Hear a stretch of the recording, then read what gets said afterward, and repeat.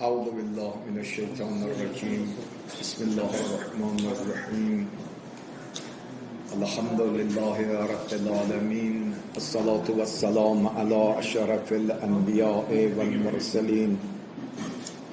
حبیب اله العالم بالقاسم المصطفى محمد. اللهم صل على محمد وعلى محمد صلی الله علیه و علی اهل بیته الطیبین الطاهرین سیما بقیة الله فی الارضین واللعن الدائم على اعدائهم اجمعین من الان الى لقاء یوم الدین.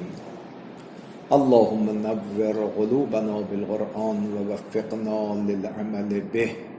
لا حول ولا قوة الا بالله العلی العظیم. خب روزی گذشته به این سوال پاسخ دادیم که اگر کسی موافق با ولایت مطلقه فقیه نباشد حکمش چیست؟ در مقام پاسخ عرض کردیم که ما ولایت فقیه رو از شؤونات و فرعیات امامت می‌دانیم که از اصول مذهب است. عنایت کنید تعبیر رو. ولایت فقیه از شؤونات امامت است. امامت از اصول مذهب می باشد. بنابراین خود ولایت فقیه جزء اصول مذهب نیست. لذا این مطلب رو میخوایم عرض بکنیم که برخی از مسائل کلامی قطعاً جزء اصول دینه، مثل توحید، مثل نبوت، مثل معاد، و برخی هم قطعاً جزء اصول مذهب است، مثل عدالت و امامت. اما برخی از امور میتواند، اینو خوب دکنید، امروز داریم اشاره میکنیم، برخی امور میتواند نه جزء اصول دین باشد و نه جزء اصول مذهب بوده باشد. بله؟ و مسئله ولایت فقیه هم وقتی انسان در کلام پیرامونش فحص و جستجو میکند، اینا جزء شؤونات اصول مذهب است. پس بنابراین وقتی ما میگیم ولایت فقیه از شؤون اصول مذهب می باشد، چنانچه برخی از مسائل رو دیروز ثابت کردیم جزء شؤونات اصول دینه، یعنی جزء خود اصول دین نیست. همونطور که برخی از شؤونات اصول دین رو اگر کسی قبول نداشته باشد رو دلیل سبب خروجش از دین نمیشه، برخی از شؤونات اصول مذهب را اگر کسی با دلیل قبول نکند باعث خروج شخص از مذهب نمی شود. امروز یک تذکر اخلاقی فقط میخوام بدم، وارد بحث جدید بشم. با این که مباحث علمی عزیزان باید بر اساس منطق و برهان باشه، نه بر اساس احساس و عواطف. خب دقت کنید، اگر ما مسائل احساس و عواطف را دخیل در مسائل علمی بکنیم به یک نتیجه درست نمیرسیم. ببین قرآن رو ما داریم، وقتی با مخالفان میخواد بحث بکنه اما ابتدا نمی که تو اشتباه میکنی، دیگه هاتو برهانکم ان کنتم صادقین. بله، هاتو برهانکم ان کنتم صادقین، اگر در مدعاتون صادق هستید برهان بیارید. اراد میفرمایید؟ بحثا ما داریم 2 تا 4 تا بریم جلو. کسانی که قائل هستند بر این که آقا ما در عصر غیبت قائل به ولایت مطلقه فقیه هستیم، برای اصل اثبات ولایت فقیه هم دلیل عقلی دارن، دلیل نقلی دارن. بعد از نظر کلامی از ایشون سوال بکنید که آیا ولایت فقیه جز اصول دینه یا جز اصول مذهب؟ میگه نه جز اصول دینه نه جز اصول مذهب، بلکه از شؤونات اصول مذهب می باشد، زیر شاخه های اصول مذهب می باشد. چنانچه برخی از مسائل جزء زیر شاخه ها و شؤونات اصول دین می باشد. دیروز ما مثال می زدیم، برخی از دوستان یه مقداری سخت بود. مثلا شما به اصل معاد باور دارید، بله؟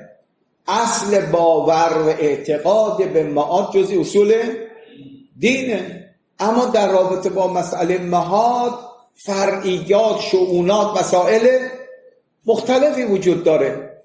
دیروز به عنوان مثال عرض کردم که آیا جز معاد جسمانی یا معاد روحانی می باشد. اینا دیگر خدمتتون عرض کنی یکی با دلیل ثابت میکند که هم جسمانی هم روحانیه، یکی میاد میگه فقط روحانیه، من جسمانی بودن رو قبول ندارم.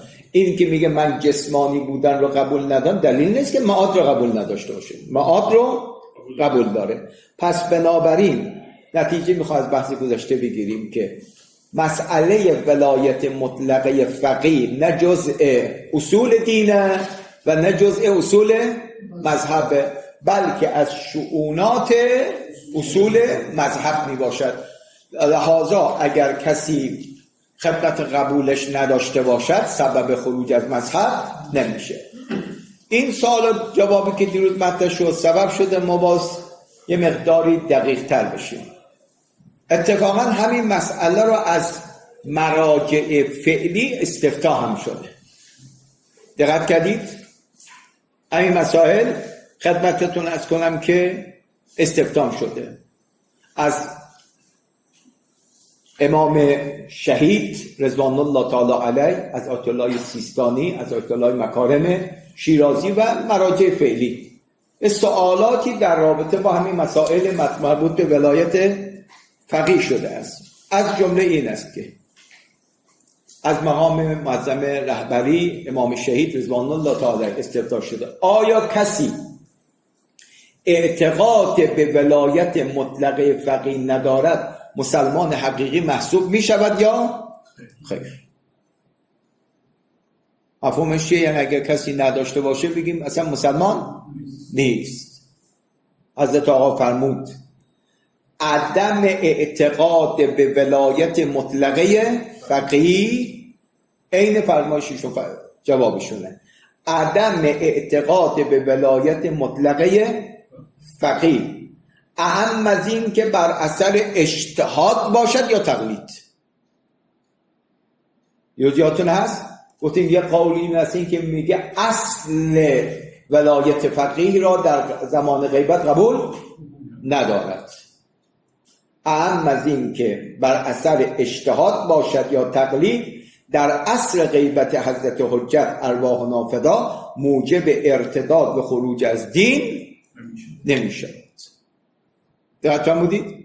پس بنابراین اینجوریست که حالا یکی قائل به ولایت مطلقه فقیه شد، پس هر کسی که معتقد به ولایت مطلقه فقیه نباشد یا قائل به ولایت فقیه نباشد بگیم اصلا اینا مسلمان حقیقی نیستن. این فتوای استفتاء شده و اینم جواب هست. اینم که دیروز عرض کردیم به خاطر این که ما مسائل قشنگ تفکیک کردیم، یا اصول دین داریم یا اصول مذهب.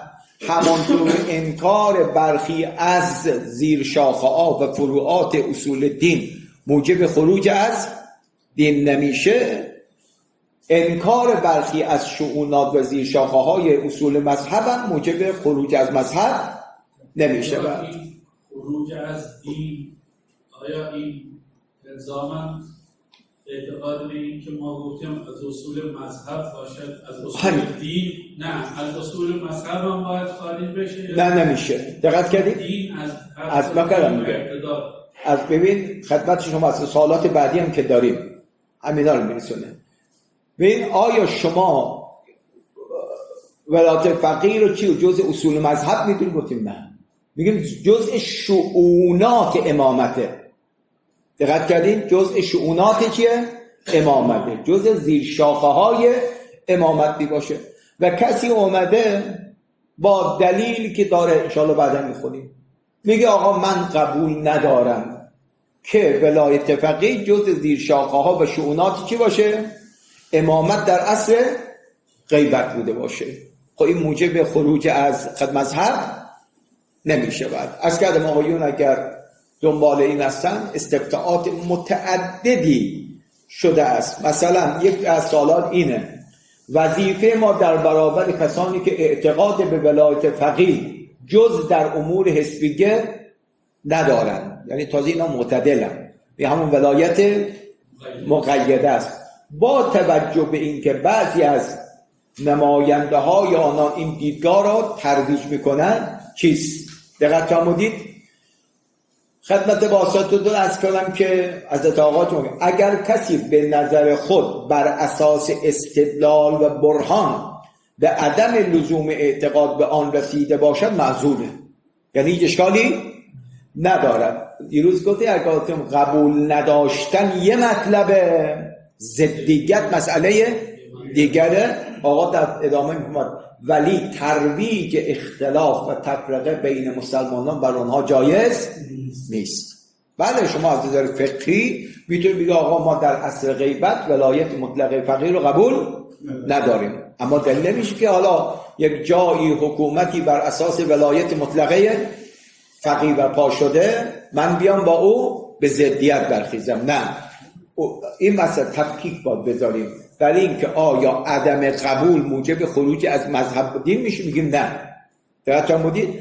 اما میتونن این تفکر خودشون رو تبلیغ و ترویج کنن و در مقابل تفکری که الان حاکم است باشه. این آقا فرمود خدمتتون.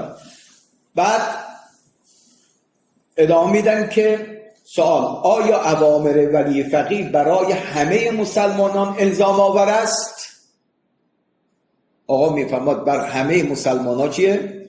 الزام آورد، حتی برای کسی که ولایت مطلقه فقیه رو قبول نداشته باشه. یعنی وقتی در اون حکومت داره زندگی کنه باید بر اساس قوانین اون کشور عمل بکنن. این یه نکته بود که خدمت از کنم گفتم دوستان دقت داشته باشن که مسائل علمی باشد، هاتو برهانکم باشه.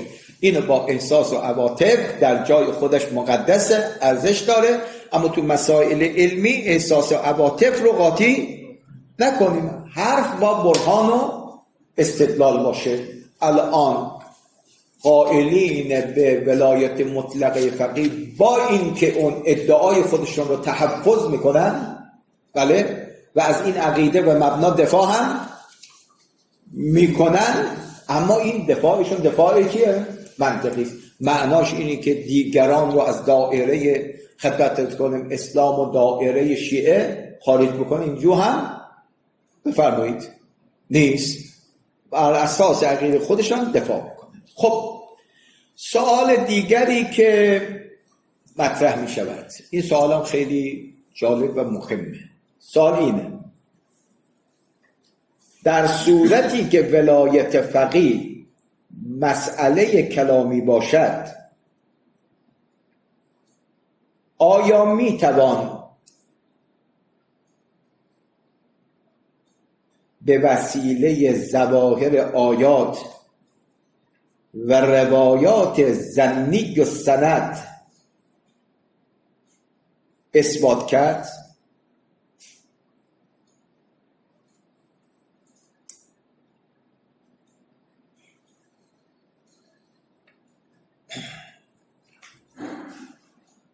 پاسخ: چنانچه سابقا هم گذشت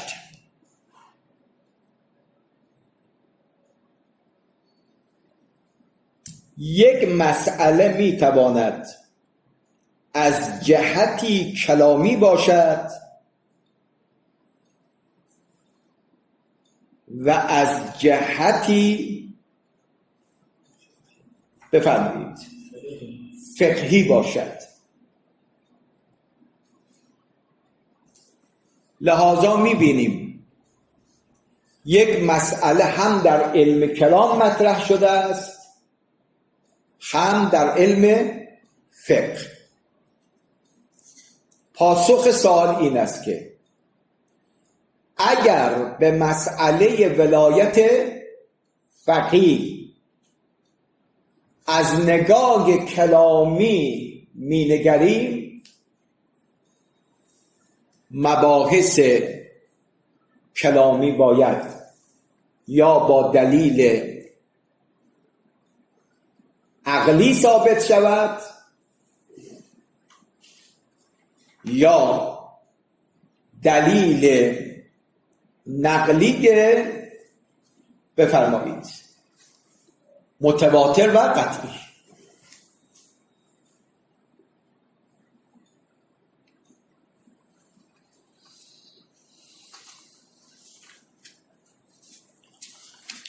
و اگر مسئله کلامی با دلیل عقلی ثابت شده باشد و در همون مسئله دلیل نقلی متواتر باشد،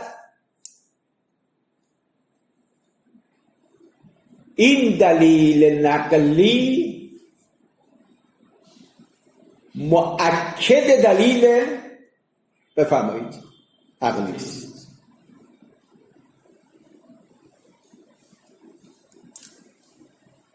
اما مسائل کلام کلامی با دلیل نقلی ظنی ثابت نمی شود. البته اخیراً یه دیدگاهی وجود داره، مرحوم آقای خویی و یه عده دیگر، که آیا خبر واحد ظنی که حجت شرعیه آیا تو مباحث اعتقادی هم کاربرد دارد یا ندارد؟ ایشون و برخی دیگر میگه چیزی که حجت شده میتوانیم تو مباحث اعتقادی و کلامی هم از این حجت جا کنیم، بهره ببریم. این یه دیدگاهی که ایشون و یه عده هم الان از معاصرین در حوزه قم هستن قبول دارن. پس بنابراین نگاه مشهور چیه؟ تو مباحث کلامی از دلیل قطعی باید استفاده کنیم، دلیل قطعی عقلی یا نقلی متواتر که قطعی می باشه. و در جایی که قبل از دلیل نقلی دلیل عقلی باشه، این دلیل نقلی مؤکد اون دلیل عقلی می باشه. دلیل عقلی داره، میگیم اگر چی باشه قبلش. اما بعضی از مسائل شاید ما دلیل عقلی اونجا کار نمی کنه. دقیقا مدید چرا؟ مباحث کلامیه، اما برخی از جزئیات را عقل قاصره که اونجا قدم مانور بده. دقت کردید؟ اونجا دلیل متواتر داریم بر این که چنین مسئله هست. اما مهمه، اما سبقه ولایت فقیه که مربوط به وظیفه مکلفین است،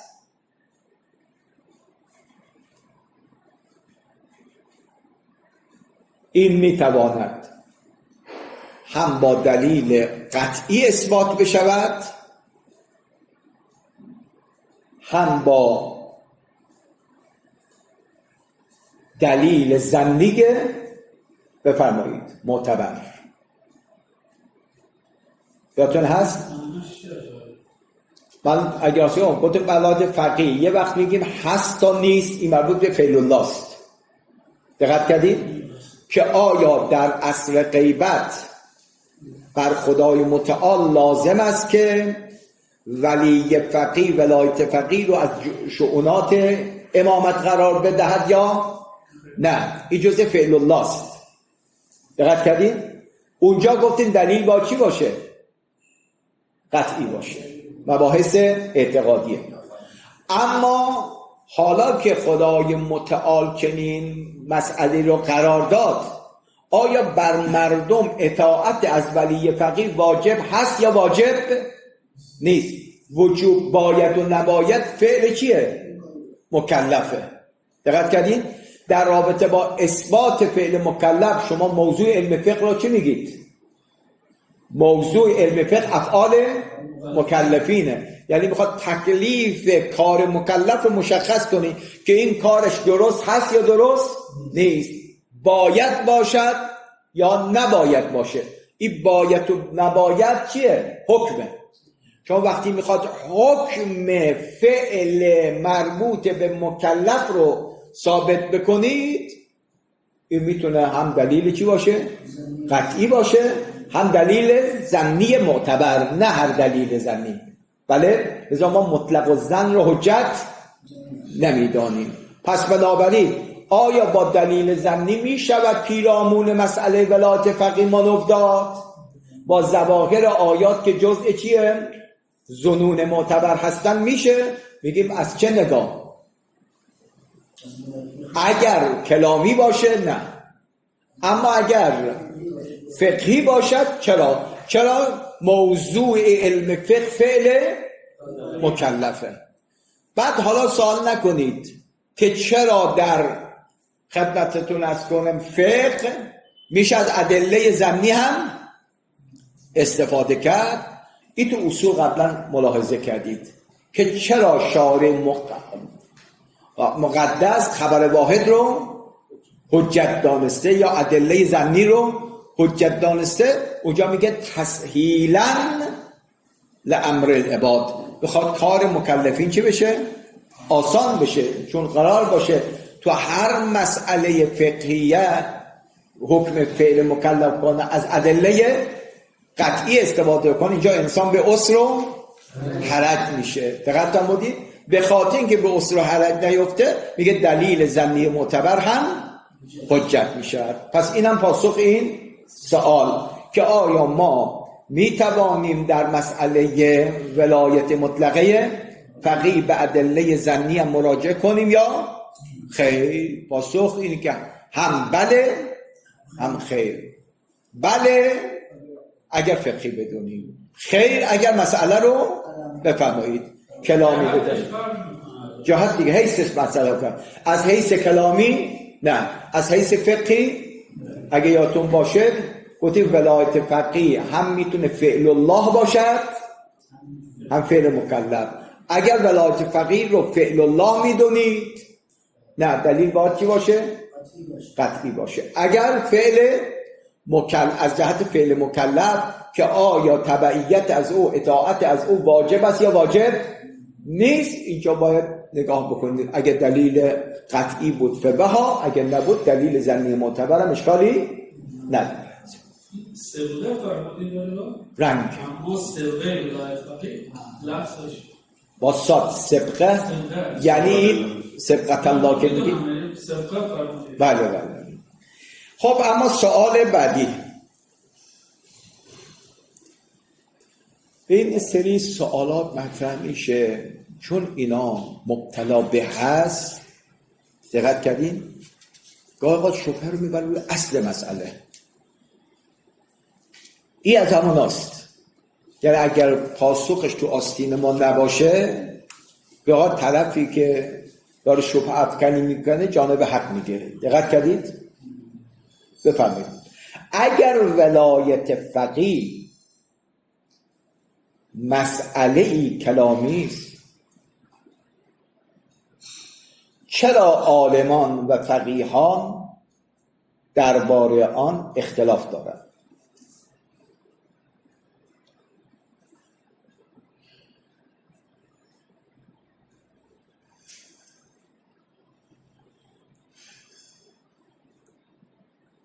یک جواب کلی میدیم، یک جواب مربوط به همین مسئله ولایت فقیه میدیم. میگیم اولا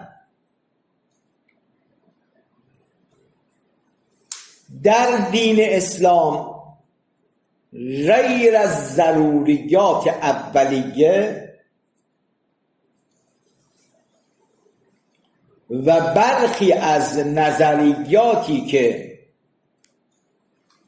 با فاصله اندک به ضروریات منتهی می شوند،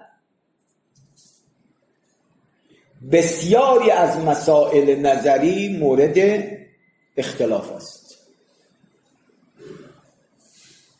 بله؟ حالا اگه یک مثلا فنی تر بگیم، یک جواب نقضی میدیم. جواب چیه؟ این جواب نقضیه. میگه این اختلاف نظر اختصاص به مسئله ولایت فقیه نداره، در خیلی از مسائل دیگر هم با هم اختلاف دارن، از جمله همون بحث اصول مذهب. سوال درستی نیست. چرا؟ چون اختلاف در همه چیز ما داریم. علما معمولا هر مسئله باشه اختلاف داره. همین دیگه. بعضی بخوام میگه اگه واقعا ولایت فقیه جزء مسائل چیه؟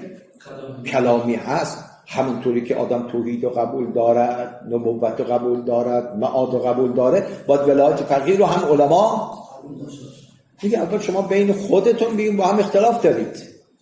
یکی میگه مطلقه فقیه، یکی میگه مقیده فقیه، یکی میگه لا ها لا لازا. دقت کردید؟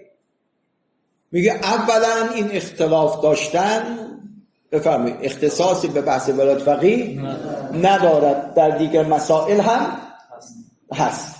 خب خدمتتون عرض کنم که حتی بعضی از مسائلی که تازه خیلی روشنه با هم چی دارن؟ اختلاف دارن. بله؟ ببین تو مسائل فقهی شما الان، من یه چیزی میگم ذهن آقایون درگیر بشه، اغسال رو دو قسمت میکنه، اغسال واجب و اغسال مسنونه. یه بحث در اینه که آیا مطلق غسل مغنی از وضو هست یا نیست؟ در این مسئله اختلافی هست یا نیست؟ بله؟ یه عده میگه هست، یه عده میگه اغسال مسنونه مکفی و مغنی از وضو نیست. چرا اختلاف دارن؟ درست شده؟ با اینکه روایت هست جلوشون، یکی میاد از این روایت یه برداشت میکنه، یکی میاد برداشت تازه فقط میگه اغسال واجب نه مسنونه. الان مشهور بین فقهای امامیه کدوم غسل مغنی از وضوئه؟ فقط غسل خدمتتون که جنابت. بقیه اغسال واجب مغنی از وضو نیست. شما مس میت کردی، رفتی غسل مس میت کردی، با همون غسل میتونی نماز بخونی یا خیر؟ بهت میگم نه. مشهور میگم فقط. بعد نگاه کنید اونی که میگم فقط غسل جنابت، دلیلشو نگاه بکنید، غیر از شهرت چیزی دیگری نیست. یعنی اگر به اطلاق ادله ما نگاه بکنیم، بله، اگر به اطلاق ادله نگاه بکنیم میگیم آقا هر غسلی که مشروع باشه مغنی از وضو، همه اغسال واجبه و اغسال مسنونه یعنی مستحبی که وارد شده توش، مثل غسل جمعه. حالا برخی از مراجع ما بله صریحاً فتوا میدن که غسل جمعه مکفی از وضو باشد. پس بنابراین یه چیز نوعی شما کشف نکردین، شما میفهمید این اشکال اصلا وارد نیست. اصلا میگم بعضی‌ها نسبت به یک مسئله حساسن، هر نوع سوالی میخوان پیرامونش مطرح بکنن که اگر واقعا جز مسائل کلامیه چرا علما این هم اختلاف دارن؟ یه عده مطلقه، یکی مقیده، یکی میاد میگه نه مطلقه نه مقیده. پس میگه اولا این اختصاص به مباحث دیگر کلامی اختلاف ندارن. الا ماشاءالله اختلاف. بله این ثانیاً میخوام ثانیاً چون مسئله ولایت فقیه یک امر عینی خارجی اجتماعی مورد ابتلای همه است، اختلاف نظر درباره آن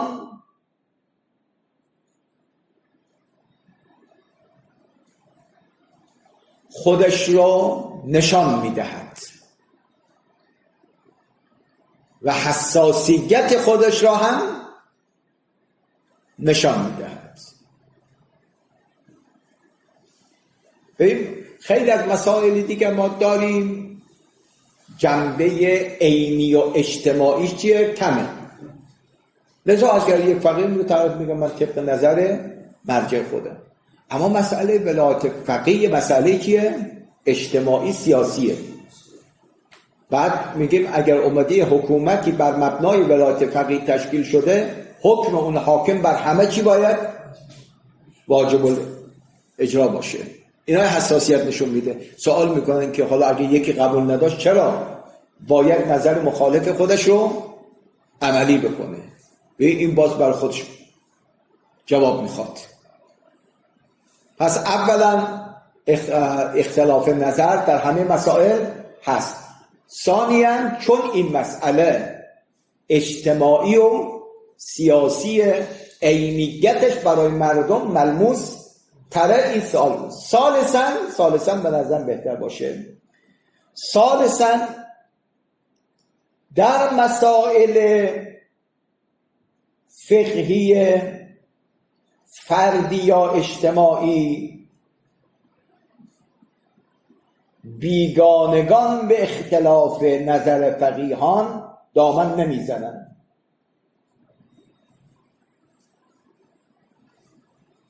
ولی در زمینه ولایت فقیه و حکومت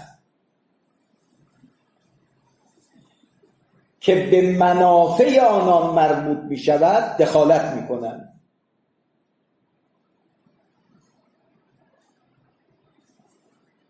و سعی در دامن زدن به اختلافات فقهی و ایجاد تبلیغات جنجالی دارند. بله؟ او بنده خدا گفت که داشت یک از این کشورهای اسلامی مشغول مذاکره بود با اون میزبان مسلمان، یک مرتبه از معزنه ها صدای الله اکبر دید. بنده خدا تعجب کرد چیه؟ گفت شعار مسلمان هاست، میخواد بگه وقت نمازه. گفت منافع ما که گفت نه میاد اینطور که نماز بخوان بس اشکال نداره بذار بگن.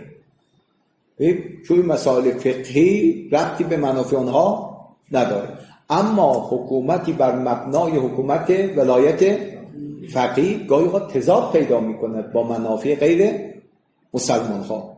گاهی اوقات این سوالات و شبهه ها از طرف اونا هم میاد. آقایون یک بحثی در مباحث قرآنی است، مستشرقان دقت کردین؟ یعنی شرق شناسا، کسانی که اصلا مالی این منطقه نیستن اما آمدن شرق شناسی کردن، در قبال این شناسای زحمتی کشیدن یک سری شبهاتی رو هم ایجاد کردن. دقت کردید؟ پس بنابراین تو مباحث نظری ولایت فقیه دقت کنید، یه مبحث نظریه. تو مباحث نظری این بحث اختلاف نظر یه امر بدیهی می باشد، چنانچه در همه مسائل نظری اختلاف وجود داشته. پس بنابراین این خدمتتون که همچون سؤال بنیادی و محکم نیست، اما بعضیا چون حساس میشن به مسئله، هر نوع سوالی که به ذهنشون میاد اینا رو مطرح میکنن. متعرض کردیم هیچ استیحاشی هم نداشته باشین، خود سوال مطرح بکنید. کسانی که معتقد به ولایت فقیه هستن به این سوالات و هر نوع سوال دیگر پاسخ میدن. یه سوال دیگر هم مطرح بکنیم و ادامه بحث رو انشاءالله بذاریم جلسه دیگر. اگر ولایت فقیه امری مسلم و قطعی است، چرا در روایات به صراحت نیامده است؟ بسازیشان بگه بالاخره حضرات ائمه معصومین به صراحت میگفتن که آقا ما ولایت فقیه میتونه جای ماها را بگیرن، همون اختیاری که ما داریم اونا هم دارن، الا ما خرج به دلیل. میگیم تو روایات نیامده. اینم یک سوال. چند تا جواب میدیم. اولا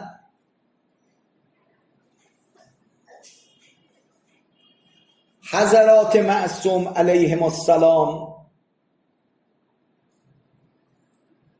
به خاطر شرایط زمانی که برای اونها بوده است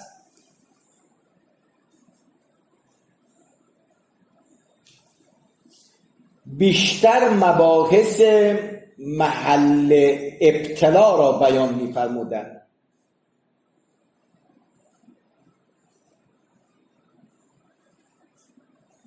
اما از آنجایی که خود این حضرات به استثنای بفرمایید وجود مقدس آقا امیرالمؤمنین و امام حسن مجتبی در یک دورای کوتاه، خود حضرات معصومین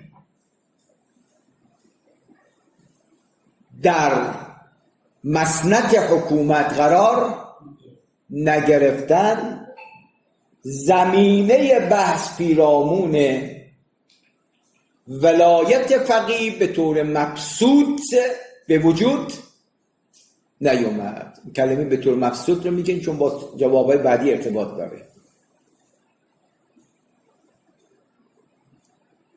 آقا روشن شد جواب اول؟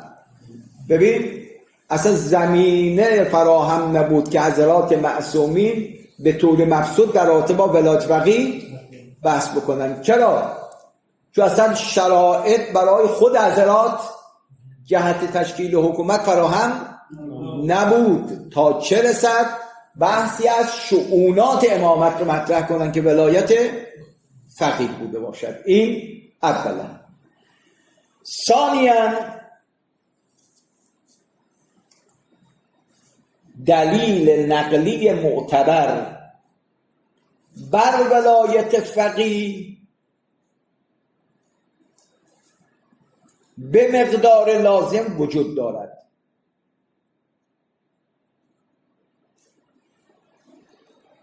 بله، چنانچه در سابق از ادله قائلین به ولایت مطلقه فقیه ادله بفرمایید نقلی بود. یادتون هست گفتیم قائلین به خدمتتون از کنم که ولایت مطلقه هم دلیل عقلی داره هم دلیل نقلی داره، مثل مقبوله عمر ابن حنظله و دیگران. پس اینی که شما میگید چرا در روایات نیامده، نه در روایات به صراحت اومد. ثالثاً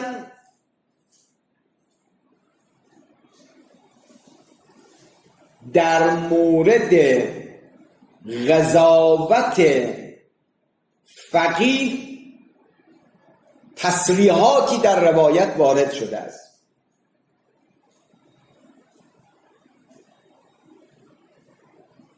و از قضاوت فقیه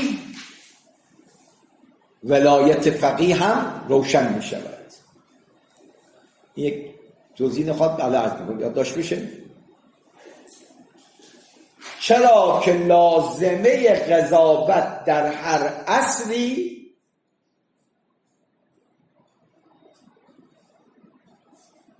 تشکیل حکومت و ولایت است. خب این سومی دقت کنید. الان برخی ها که قائل به ولایت مقیده هستن، بله ولایت محدود هستن، میگه ولی فقیه میتونه در حد قضاوت که نزاع بین مردم رو چا کنه، برطرف بکنه، امور حزبیه دخالت کنه. میگه خب اینه که قبول دارین روایت تصریح دارد که یادتون هست گفته اگر دو نفر نزاع کردن نزد شما آمدن چی کار بکنید؟ درست؟